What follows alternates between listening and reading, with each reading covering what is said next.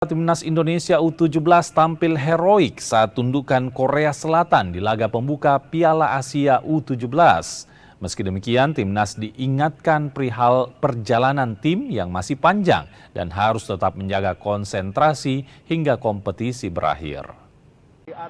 Timnas Indonesia U17 di luar prediksi mampu mengalahkan Korsel di laga pembuka grup C Piala Asia U17. Tentu ini hasil yang patut disyukuri, apalagi sepanjang laga Timnas relatif terus ditekan. Beruntung skuad besutan Nova Arianto tampil disiplin khususnya saat bertahan. Matthew Baker dan kolega juga fokus hingga akhir. Terbukti satu gol berhasil dicuri jelang laga tuntas. Euforia sudah pasti menaungi supporter Timnas. Namun jurnalis sepak bola harian Kompas Iksan Mahar mengingatkan agar publik menjaga mental pemain tetap fokus. Salah satunya dengan tidak membebani ekspektasi tinggi. Pujian selayaknya memang pantas diberikan namun tidak untuk jumawa.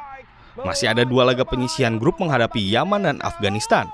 Tentu bukan perkara mudah meraih setidaknya 1 kemenangan lagi untuk pastikan tiket ke fase gugur sekaligus putaran final Piala Dunia U17.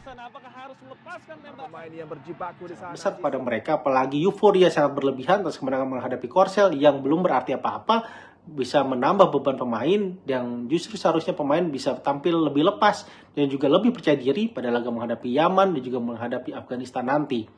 Di satu sisi kita juga harus paham bahwa para pemain Garuda Muda ini adalah para remaja yang rata-rata berusia 15 dan juga 16 tahun yang mereka masih memiliki faktor psikologis dan mental yang masih sangat labil.